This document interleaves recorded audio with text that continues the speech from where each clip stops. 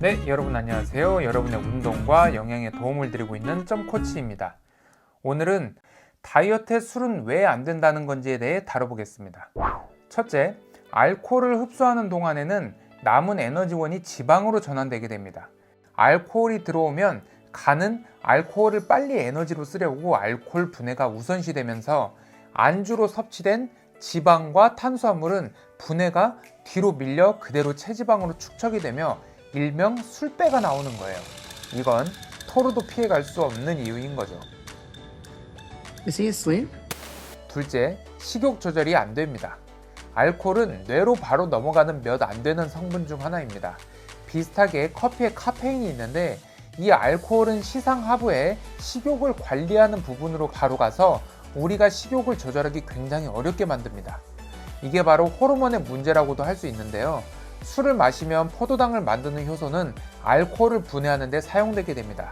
그렇게 되면 몸은 저혈당 상태에 빠지게 되고 계속 무엇인가를 먹어야 된다는 신호를 보내게 되죠. 그럴 때 식욕 촉진 호르몬인 그렐린이 자극되게 되고 렙틴 수치는 많이 떨어져 계속 많이 먹게 되는 거예요. 세 번째로 근성장에 방해가 됩니다.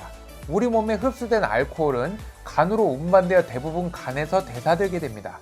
간은 알코올을 독이라 판단하기 때문에 알코올부터 분해하기 바빠집니다. 간에서는 알코올 분해뿐만 아니라 단백질 합성을 통한 근성장이라는 것을 하게 되는데 이것이 방해가 될 수 있어요. 열심히 웨이트 트레이닝을 해서 근육에 손상을 주더라도 에너지 대사를 통한 근육의 손상을 회복하는데 간이 쓰일 여유가 없다는 거죠. 그렇다면 어쩔 수 없이 술을 먹어야 하는 날이라면 어떻게 먹는 게 다이어트를 망치지 않을까요? 첫 번째, 먼저 어떤 술을 마셔야 되는지 알아보겠습니다. 알코올은 지방으로 전환되는 비중이 굉장히 낮습니다. 5% 이하라고 보시면 되는데 그래서 우리 몸에 축적되거나 살찌지 않습니다. 즉, 알코올의 칼로리는 살을 찌게 만들 수는 없는 거죠.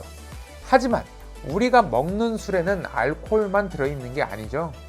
술은 탄수화물인 과일이나 곡류로 만들어지기 때문에 알코올 외에도 다이어트에 적인 당질도 들어있어요. 특히 맥주, 와인, 막걸리, 청주, 과일소주, 칵테일 등 발효주나 칵테일 같은 혼성주에는 당질이 많이 들어있고 혈당을 빠르게 올릴 수 있어요.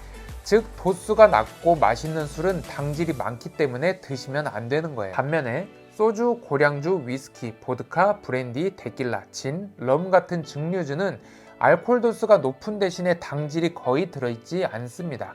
쉽게 말해 쓰고 독한 술이 그나마 다이어트에 적합하다는 거죠. 자, 두 번째로 안주는 어떻게 먹어야 될까요? 음주량이 많은 날이라면 단백질이 많은 안주를 권해드립니다. 알코올이 몸에 들어오면 탄수화물과 지방 대사가 느려지지만 다행히 단백질만 그대로 유지가 됩니다. 즉 탄수화물이나 지방으로 된 안주를 드시면 뱃살로 가게 된다고 생각하시면 되는 것이죠. 그래서 단백질 위주의 안주가 좋은데요. 예를 들어 살코기로 된 삶은 고기나 구운 고기, 기름기가 적은 생선회나 생선구이, 닭가슴살, 오징어 문어 숙회, 계란찜, 두부김치 등이 있겠네요. 이 외에도 식이섬유 위주의 음식도 좋은데요.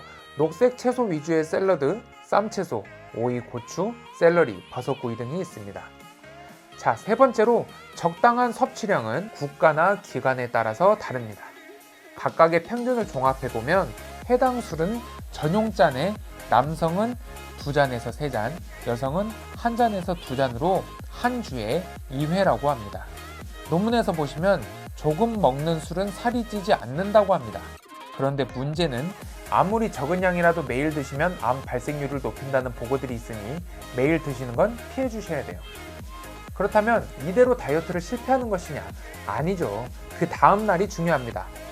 다이어트 실패를 하지 않기 위해서는 음주 다음 날 어떻게 해야 될까요? 첫째, 간은 알코올을 먼저 분해하게 되는데 이게 당일만이 아니라 다음 날도 알코올 분해를 하게 됩니다. 즉, 그렇기 때문에 탄수화물, 지방 분해가 뒤로 미뤄지겠죠? 그래서 술 먹은 다음 날도 단백질, 채소 위주의 식단을 해주셔야 됩니다. 둘째, 물을 2리터에서 3리터는 먹어주자. 지방을 분해할 때 물을 가져다 쓰기도 하고요. 또 술을 먹으면 탈수 현상이 일어나기 때문에 물을 조금 더 섭취해 주셔야 합니다. 셋째, 신진대사율을 올려주는 운동이라든지 사우나 같은 활동을 해주셔야 돼요. 술을 먹으면 신진대사가 떨어지기 때문에 다시 끌어올려 주시는 게 숙취 해소에 훨씬 좋습니다. 넷째, 해장들 하시죠. 뜨끈하거나 매운 게 신진대사를 올려주긴 하지만 위장장애를 발생시킬 수 있기 때문에 토마토라든지 따끈한 죽이라든지 소화기에 도움을 줄 수 있는 음식들이 좋습니다. 네, 술은 다이어트에 적은 맞아요. 그런데 어쩔 수 없을 때라는 게 있기 때문에 오늘은 최대한 덜 찌는 방법을 알려드린 거예요. 술 때문에 또는 폭식 때문에 멘탈이 무너지지 마시고 현명하게 잘 대처하시면 되니까요. 모두들 힘내시고 다이어트 성공하시길 바랍니다. 자, 그럼 오늘 영상은 여기까지고요. 모두 득근하세요.